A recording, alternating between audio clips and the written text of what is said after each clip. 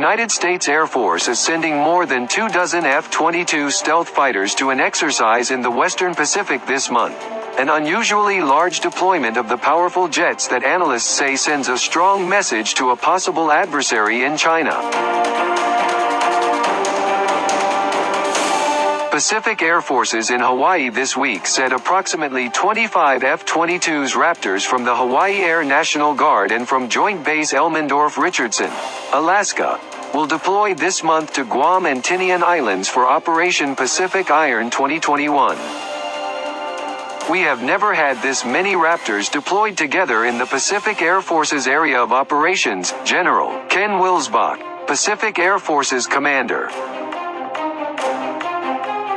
The F-22s are fifth-generation combat jets, the world's most advanced fighter aircraft, incorporating stealth technologies and connecting onboard sensor systems with off-board information systems to give their pilots a detailed view of the battle space.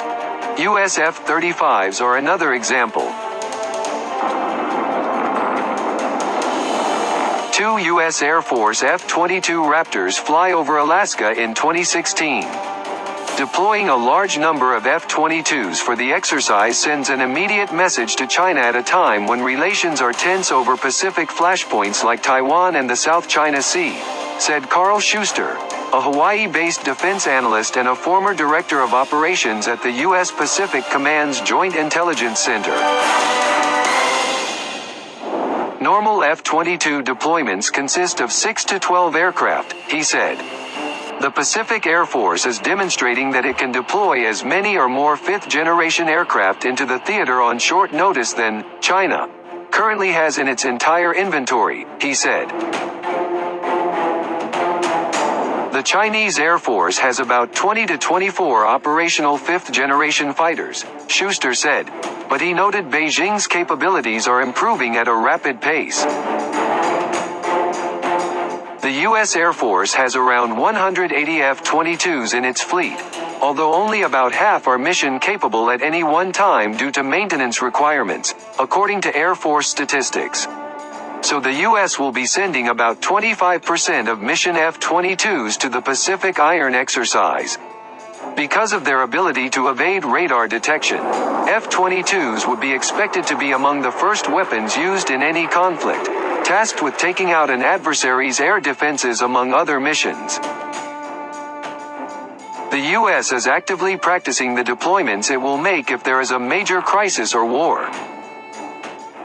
The U.S. is taking China very seriously and is developing its force posture and training its forces to be able to quickly move into position, said Peter Layton, a former Australian Air Force officer now an analyst with the Griffith Asia Institute. A U.S. Air Force F-22 Raptor lines up next to 3 F-15E Strike Eagles at Royal Air Force Lakenheath, England, in 2017.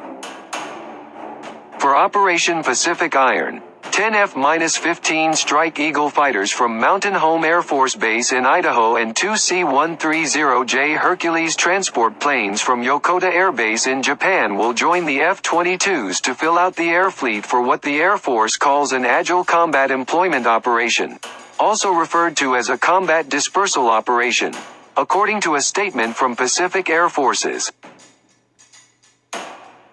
The exercise is in support of the 2018 National Defense Strategy, which called on the military to be a more lethal, adaptive, and resilient force, the statement said.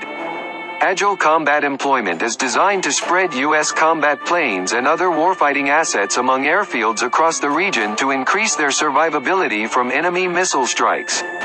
For instance, much of the U.S. combat airpower in the Western Pacific is concentrated on large military installations like Kadena Air Base on Okinawa or Andersen Air Force Base on Guam.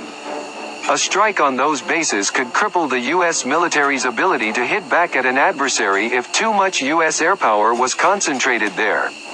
In Pacific Iron, the forces will practice from smaller, less developed airfields like Tinian International Airport on the island in the Northern Marianas, One Pat International Airport on Guam, or Northwest Field, a remote strip separate from the main runways of Andersen Air Force Base.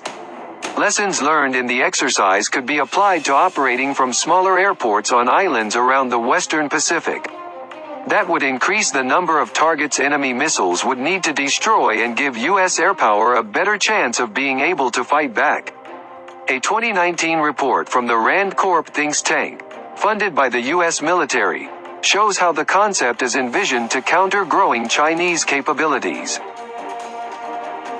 China's People's Liberation Army possesses a growing quantity and quality of long-range precision cruise and ballistic missiles that can threaten key targets on air bases, the report says. Distributing aircraft across more locations improves survivability. An adversary must fire more missiles to achieve the same effect, it says.